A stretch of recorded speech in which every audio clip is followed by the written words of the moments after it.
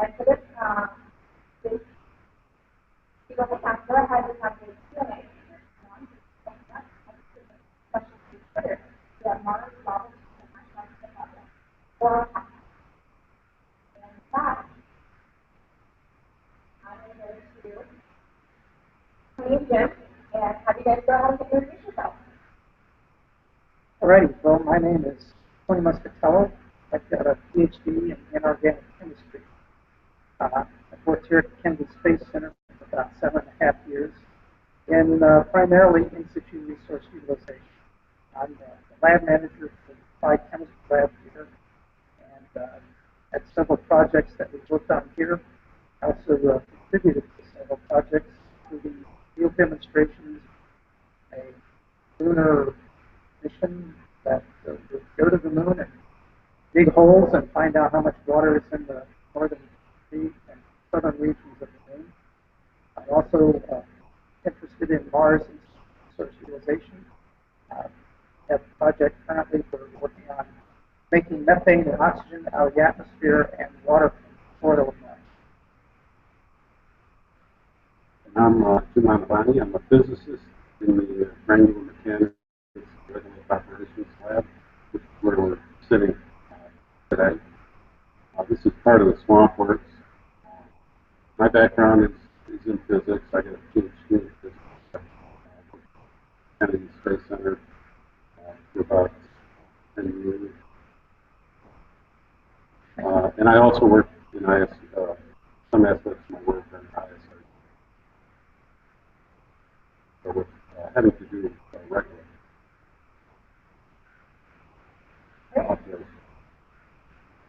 Thank you guys for joining us, and Jim is actually a challenge for you.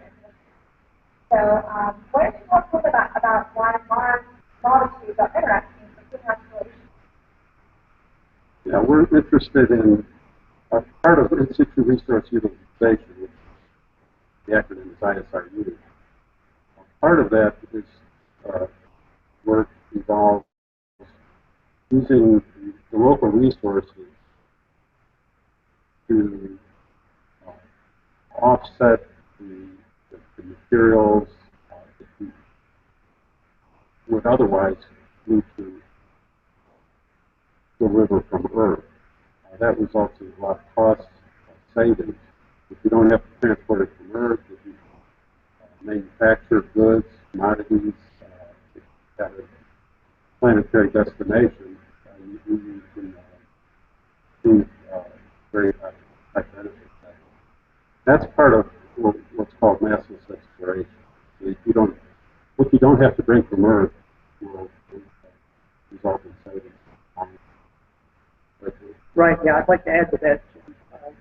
One of the things that's very important for human missions to Mars is to make someone to get off Mars once you're there. If you have to haul all that gas from the methane and oxygen from the Earth or other places, you would have to launch 2 more heavy lift launch vehicles, like the Space Launch System, similar, very large, very expensive rockets. So by making that methane and oxygen on Mars out of the materials on Mars, save 30 tons of gas that you would have to have on Mars, and anywhere 10 times that much mass is necessary to get it to Mars. And for Mars exploration, robots really are not interested in robots. It's only when we're interested in doing space pioneering on Mars, we send astronauts to Mars, or maybe even the moons of Mars, although that we're going to need to worry about how to enable humans to survive for extended periods of time. If you don't already know, Martian atmosphere is 1/100 the atmosphere of Earth. Plus, it's mostly CO2. So, astronauts are going to need to live inside spacesuits or in habitats that can be pressurized with an artificial atmosphere that will enable them to survive. They also need to be protected from space radiation. There's no ionosphere on Mars. In fact, humans from solar, high energy solar particles. So one of the goals of is utilizing lava tubes that do exist on Mars is to use them possibly as shelters for astronauts.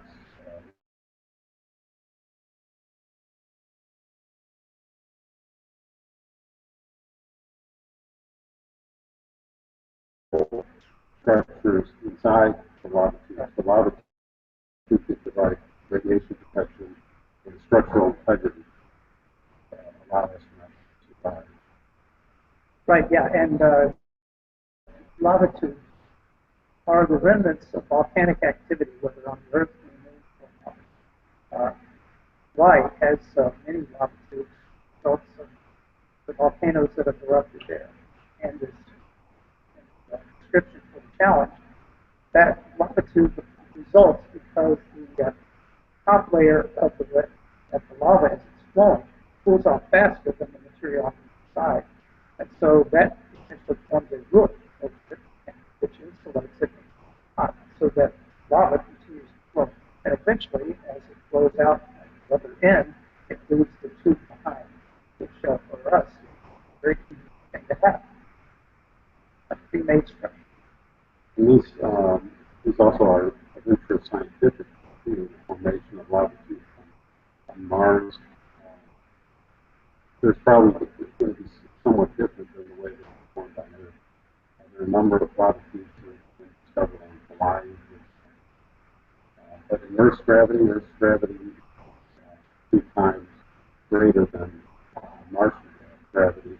So the flow of lava on Mars is going to be somewhat different. But there's also exploring the lava tubes. We'll have access, to some extent, into the, below the surface of Mars. It's believed that if there is water to be found on Mars, besides at the poles, it's going to be below the surface, roughly a meter deep.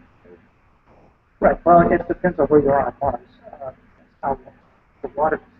And that's an interesting point that in some places, the equatorial region of Mars, water table, ice table would be far below the surface. So the lava tube penetrate down below that level and might very readily access form of water and send it to the lava tube. Or provide access to those resources. We're interested in using the lava tubes maybe as a way of accessing resources that we wouldn't otherwise have readily available. Water, one resource. It's not going to be necessarily present in the form of liquid water. That's one because the atmospheric pressure to the phase to get into the chemistry of the phase diagram such that water would either be would solidify at the temperature. Right? So it would be a mixture of ice and regolith. Regolith being the broken up minerals that makes up the Do you know where all the lava tubes on Mars are? There have been orbiters. Orbiters have discovered a number of lava tubes. In the under resources, we've identified those websites that will allow groups that are participating in this challenge to find out where those lava tubes are located. So, one aspect of this challenge, if it's of interest to the challengers, to utilize the database that NASA provides to maybe discover new lava tubes on Mars. Yeah, that's a possibility. You can find lava tubes in areas where the roof of the lava tube has collapsed and leaves what we call a window on the surface. And there are pictures of Mars that show the holes that you can't see the bottom of the hole on Mars. So it's not a crater, and very likely it is an access point to a lava tube. So we would be able to get in there through these windows in the roof.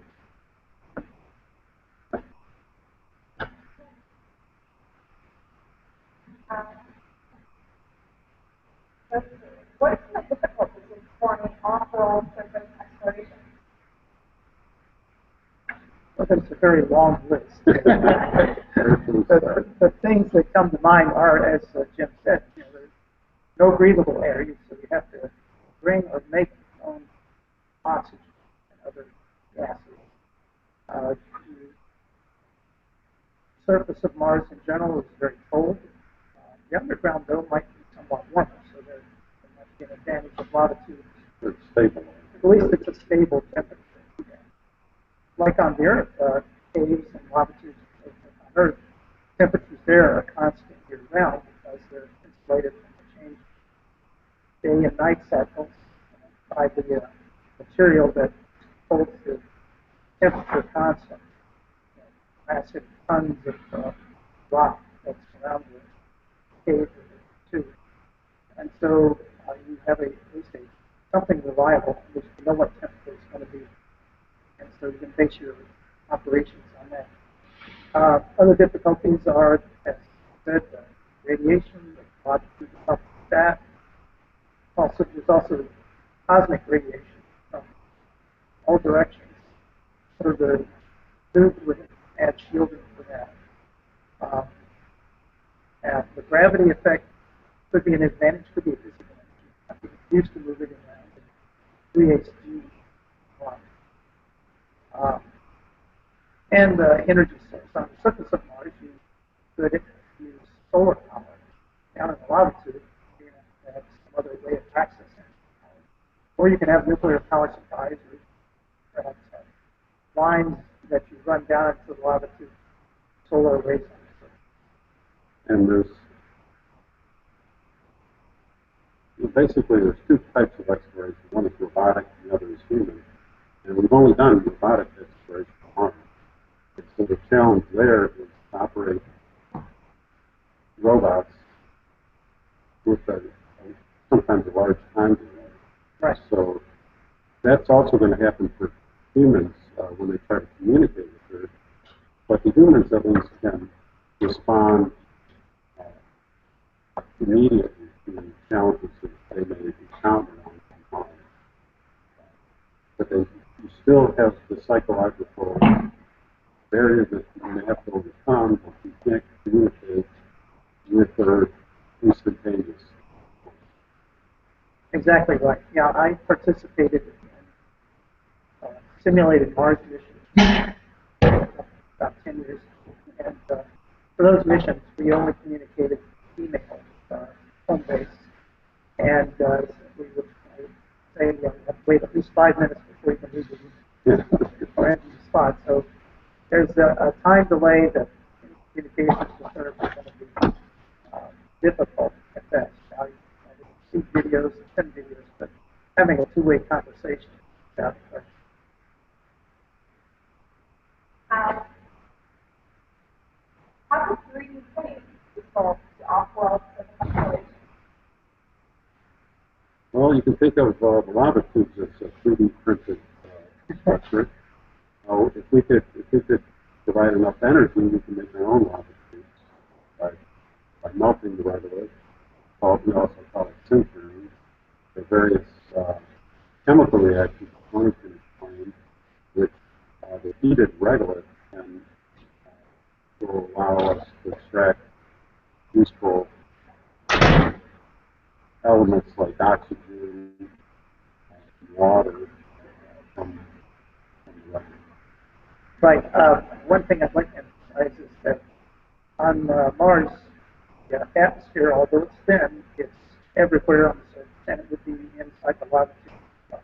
And it's around 95% carbon dioxide, a couple percent of argon, and a couple percent of nitrogen. So those are very useful resources for this kind of activity. CO2 in the atmosphere can be processed to make oxygen. You capture, concentrate, and separate the nitrogen argon to make up an atmosphere that would be very similar to what you think on Earth. Nitrogen, oxygen present. It's actually very good to have nitrogen there. On Earth, if we had just a pure oxygen atmosphere, everything would have burned up long ago. It wouldn't be. So that's a safety issue. latitude colonization. And as Jim said, Regolith is a resource, contains iron, oxygen, silicon, other metals, and so forth. The things like thermal reduction and molten regolith electrolysis, we extract the oxygen and make metals and silicon, make your own solar panels on Mars. And for lava tubes, as you mentioned earlier, you're going to have to build some supporting structures inside the lava tube to support layable habitat. And so those would probably need to be 3D printed. You'd have to use Regolith to make support structures within the lava tube to support these habitats. We also, the other concern is you can't rely on Earth for the spare parts.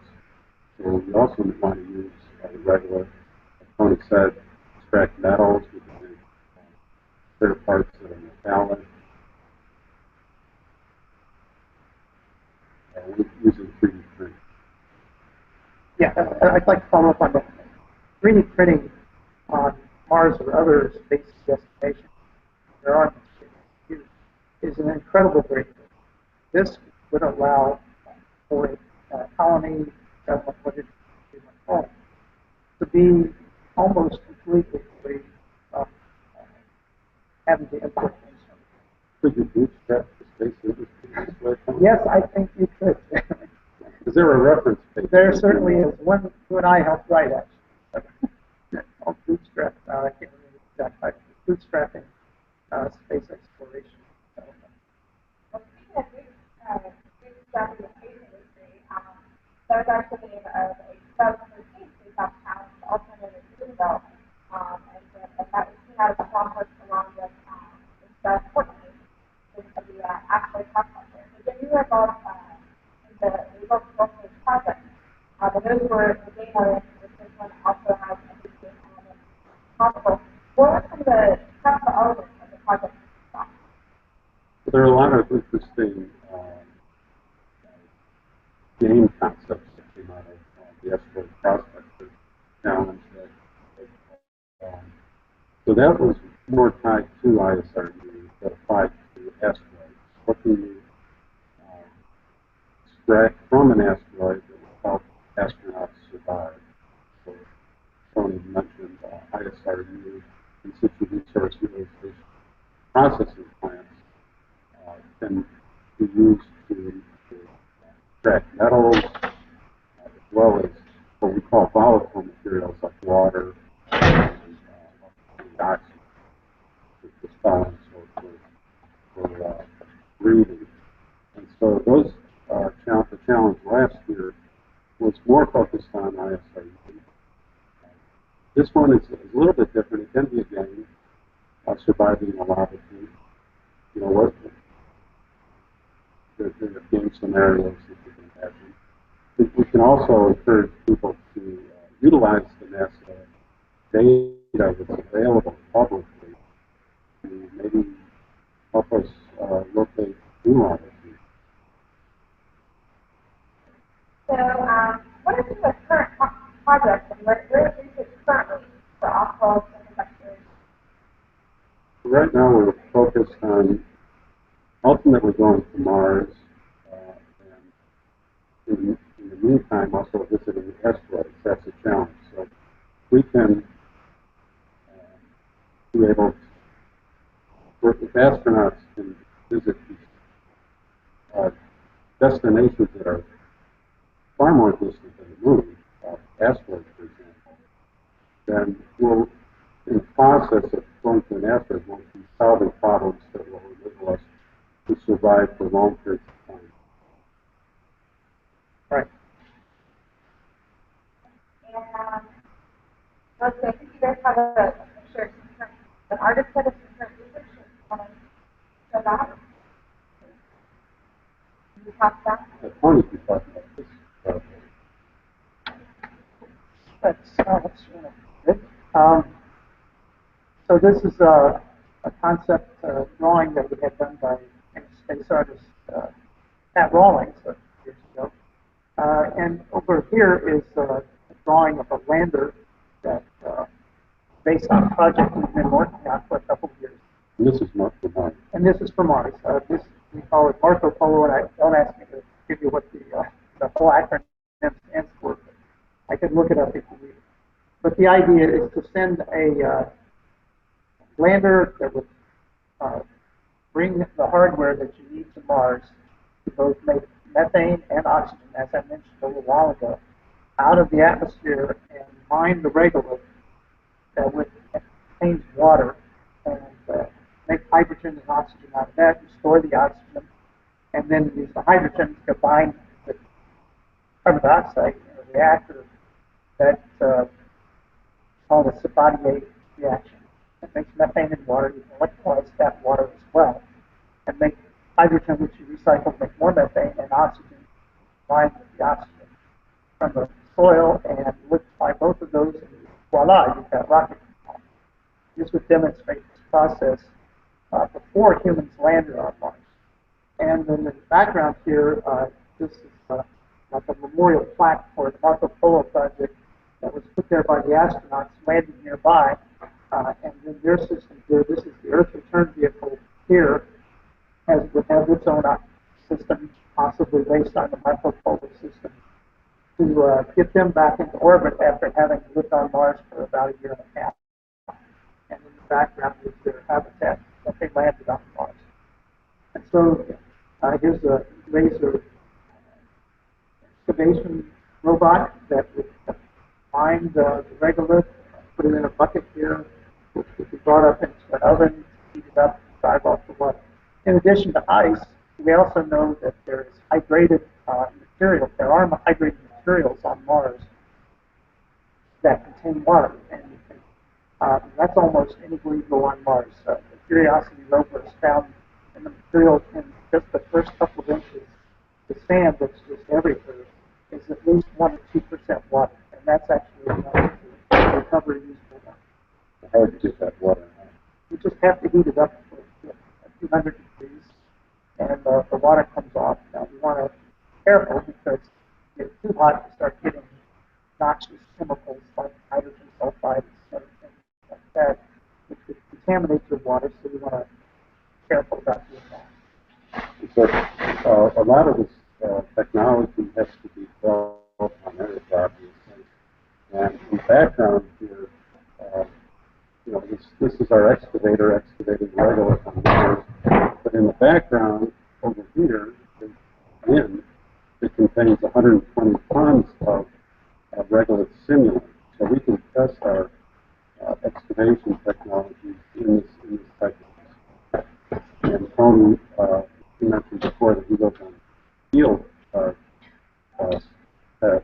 field studies where the ISRU reactors are actually taken to a location where they can demonstrate that they can process the regolith that an excavator delivers to it, and extract water from the regolith. But with the oxygen water from the electrolysis. Yes, in 2008, 2010, and 2012, we had a field demonstration on the Mauna Kea volcano where we tested the dissolved mission payload, which, as I mentioned earlier, we go down and determine the amount of water in the regolith. We also tested carbothermal reduction on the Mauna Kea in 2010, where we combined regolith with carbon and melted the carbon reacts with both the iron oxides and the silicon oxides, extract that oxygen, and then you process it, plug it with oxygen. How does this resolve thermal actually work? Oh, the idea is that it drives around and has a neutron spectrometer on the front of it, and that neutron spectrometer can detect areas where there's water, because water in the regolith slows down neutrons that are formed on the surface of Mars, the surface of the moon, from the interaction with cosmic rays that I mentioned. And so those neutrons can tell you where there are higher concentrations of water. There's a drill on board. And there's a drill on board over here, and it goes down to about 1 meter depth, and then it would bring up a core sample and put that into an oven that heated it up and throw off gases, water that was in it. And that would into a flash chromatograph and so forth to identify what is in the gases. There's kind of a evolvable Mars campaign. This is prospecting. This is finding where's water located on Mars. How deep do you have to go? Right. And it just does analysis, not to generate tons of oxygen and water, just to find out where these resources might go.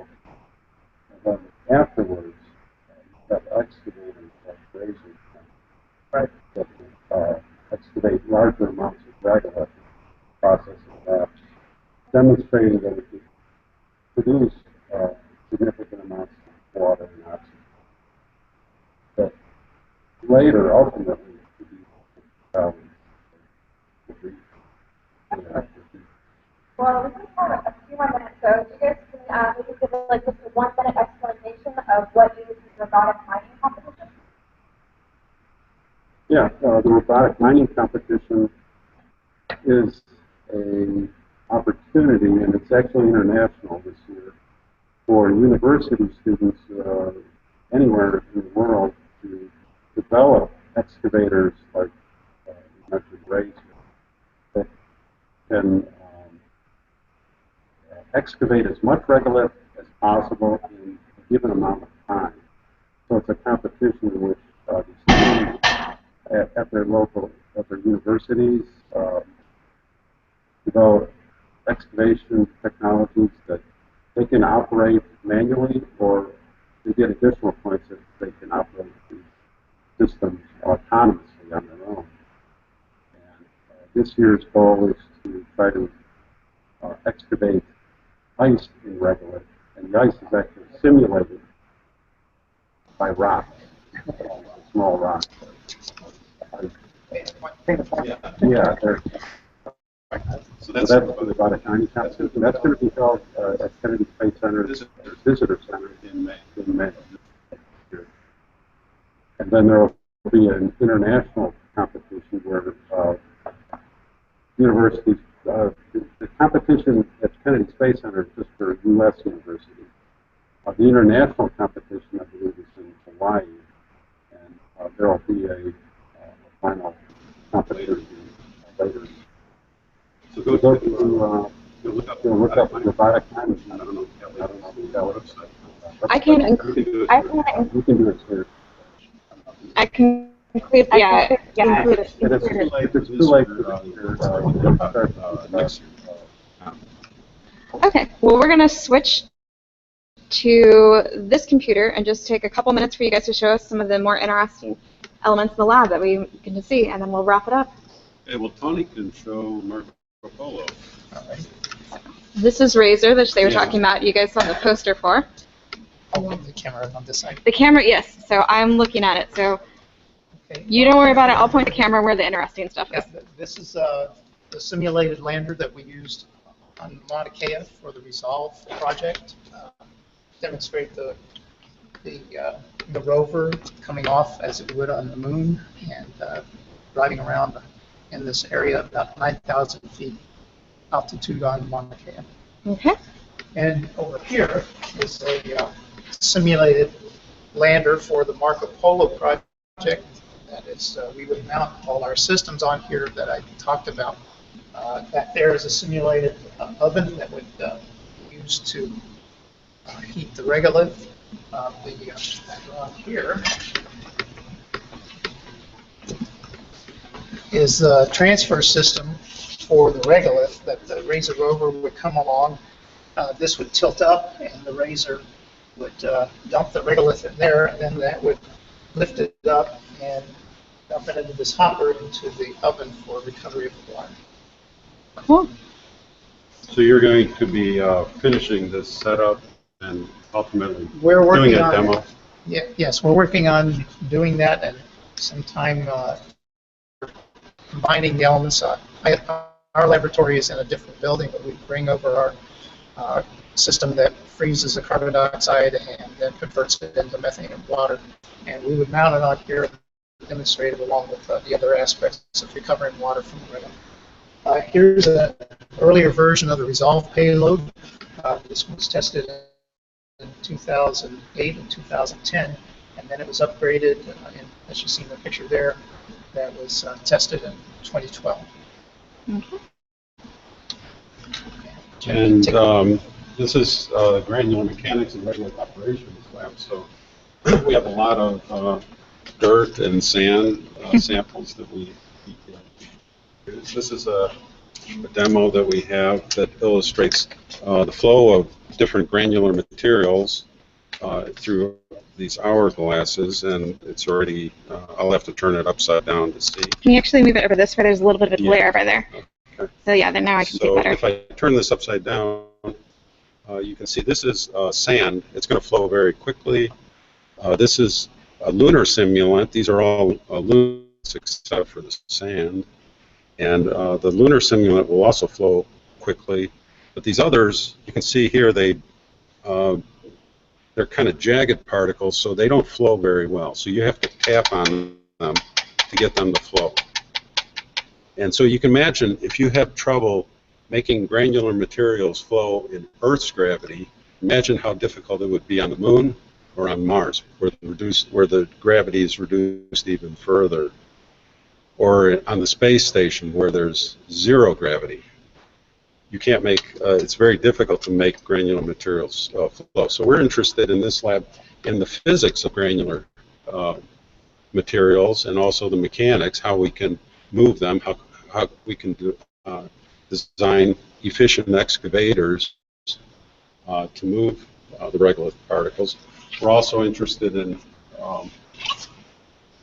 plume effects when rockets land on, for example, this is the picture of the Surveyor 3 spacecraft visited by Apollo 12 astronauts. You can see the Apollo 12 lander landed within sight of the Surveyor 3 spacecraft.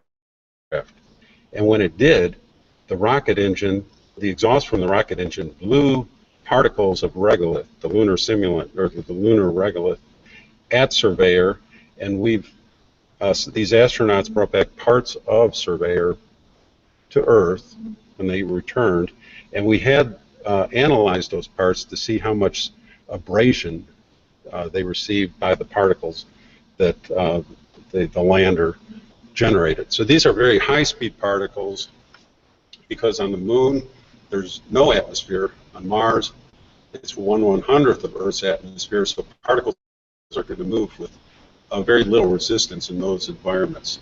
So we didn't mention that, but on Mars, that's also a potential hazard. So if you can escape into a lava tube, you can be protected by incoming landers on Mars. Oh yeah, because I work in the robotic Mars missions, and so the EDL teams, that's a big consideration. Yeah. All right. Well, we just have. Is there any last other items? We just have about a minute left, and we'll. No, you get a good view. This is actually a very historic lab. So this facility, I don't know if you can pan up and down. Yeah. This is a high bay where Apollo astronauts actually trained in this laboratory that we're in right now. And so they had simulators for the Apollo lander in this lab, and the astronauts trained in it. So we're very fortunate to be able to work in this historic building that we now call part of the SwampWorks at Kennedy Space Center. So if you're interested, SwampWorks can be found on Facebook. Yeah. And you can just do a search for NASA and SwampWorks. Yeah, and I think you'll find a lot of information on that website. And I think I have the Twitter account on some of the pages. So those of you that are on that too. But yeah, those are the two big ways. All right. Well, I'll just have a few more things to say and wrap this up. So thank you so much to to Jim and Tony for taking the time to talk with us today. There we go. So thank you guys. Good luck to everybody with the demo. Good luck. And so just a reminder that we're looking forward to seeing those videos, those 1-minute videos, the same as if you were doing global judging, and hopefully some of you guys will get into global judging. And we really look forward to seeing your project. So I think we'll probably have Jim at least and a couple other people that will be on a panel and help us to look and see which of the solutions or where they're at when judging happens. We think this is the top one. So thank you so much.